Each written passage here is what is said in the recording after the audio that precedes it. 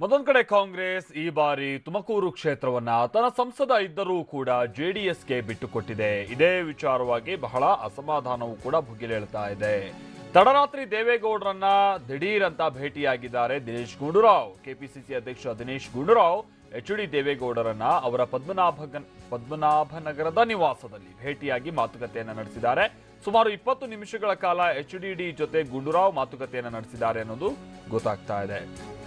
ಪ್ರಮುಖವಾಗಿ ಸಂಸದ ಮುದ್ದಹನುಮೇಗೌಡರಿಗೆ ತುಮಕೂರು ಕ್ಷೇತ್ರ ಕೈತಪ್ಪಿರುವ ವಿಚಾರ ಪ್ರಸ್ತಾಪ ಆಗಿದೆ. ಹಾಗೆ ಅವರಿಗೆ ಪಕ್ಷದಲ್ಲಿ ಸೂಕ್ತ ಸ್ಥಾನಮಾನ ನೀಡೋದು ನಮ್ಮ ಜವಾಬ್ದಾರಿ ಅಂತಲೂ ಕೂಡ ಎಚ್.ಡಿ. ದೇವೇಗೌಡ ಭೇಟಿ ಬಳಿಕ ದಿನೇಶ್ ಗುಂಡೂರಾವ್ ಹೇಳಿಕೆಯನ್ನ ಕೊಟ್ಟಿದ್ದಾರೆ. ಕ್ಷೇತ್ರ ಕೈತಪ್ಪಿದ್ದಕ್ಕೆ ನ್ಯಾಯಯುತ ಸ್ಥಾನದ ಬಗ್ಗೆ ಚರ್ಚಿಸಲಾಗುತ್ತೆ. ಕ್ಷೇತ್ರ ಘೋಷಣೆಯಾದ ನಂತರ ಅದನ್ನ ಬದಲಾಯಿಸೋದಕ್ಕೆ ಆಗೋದಿಲ್ಲ ಅಂತಲೂ ಕೂಡ ದಿನೇಶ್ ಗುಂಡೂರಾವ್ ಹೇಳ್ತಾ ಇದ್ದಾರೆ. ಅಂದ್ರೆ ಮುದ್ದಹನುಮೇಗೌಡ ಬೆಂಬಲಿಗರು ಜೊತೆಗೆ ಅಲ್ಲಿನ ಸ್ಥಳೀಯ ಕಾಂಗ್ರೆಸ್ ನಾಯಕರೆಲ್ಲ ಏನ್ ಹೇಳ್ತಿದ್ದಾರೆ ಅಂದ್ರೆ ಇನ್ನೂ ಒಮ್ಮೆ ಪರಾಮರ್ಶೆ ಮಾಡಿ ತಮ್ಮ ನಿರ್ಧಾರವನ್ನ ಬದಲಾಯಿಸಿ ಅನ್ನುವಂತ ಬೇಡಿಕೆಯನ್ನ ಇಡ್ತಾ ಇದ್ದಾರೆ.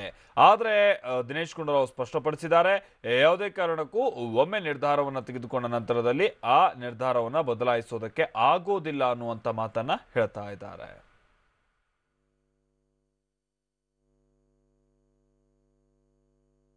ಮುಂದೆ ಯಾವ ರೀತಿಯಾಗಿ ಸ್ವಲ್ಪ ಮಾಡ್ಕೊಂಡು ಹೋಗಬೇಕು ಅಂತ ಸ್ವಲ್ಪ ಚರ್ಚೆ ಮಾಡೋಕ್ಕೆ ಬಂದಿದ್ದೆ. ಯಾಕಂದರೆ ನಾವು ನಾಳಿದ್ದು ಡೆಲ್ಲಿಲಿ ಇರ್ತೀವಿ, ನಮ್ಮ ಚುನಾವಣೆ ಸಮಿತಿ ಇದೆ ಮೀಟಿಂಗು. ನಾವು ಮುಂದೆ ಯಾವ ರೀತಿ ಎಲ್ಲ ಪ್ರಕ್ರಿಯೆಗಳು ಮಾಡ್ಕೊಂಡು ಹೋಗಬೇಕು ಅಂತ ಸ್ವಲ್ಪ ವಿಷಯಗಳನ್ನು ಚರ್ಚೆ ಮಾಡಿದೆ. ಧರ್ಮೇಗೌಡರ ಬಗ್ಗೆ ನಾವು ಈಗಾಗಲೇ ಹೇಳಿದ್ದೀವಿ, ಪಕ್ಷದ ಜವಾಬ್ದಾರಿ ಅದು. ಅವ್ರಿಗೆ ಸೂಕ್ತವಾದಂಥ ಒಂದು ಸ್ಥಾನಮಾನ ನೀಡ್ತಕ್ಕಂಥದ್ದು ನಮ್ಮ ಜವಾಬ್ದಾರಿ. ಇದು ಈ ಘಟನೆ ಆಗಿದೆ ಅಂದರೆ ಅವ್ರಿಗೆ ಈ ಸೀಟು ಇವತ್ತೇನು ಕೈತಪ್ಪೋಗಿದೆ, ಅದನ್ನು ಯಾವ ರೀತಿಯಾಗಿ ನಾವು ನ್ಯಾಯಯುತವಾಗಿ ಅವ್ರಿಗೊಂದು ನ್ಯಾಯ ಕೊಡಿಸುವಂಥ ಕೆಲಸ ನಾವು ಮಾಡ್ತೀವಿ, ಅದ್ರ ಬಗ್ಗೆ ಅನುಮಾನ ಇಲ್ಲ.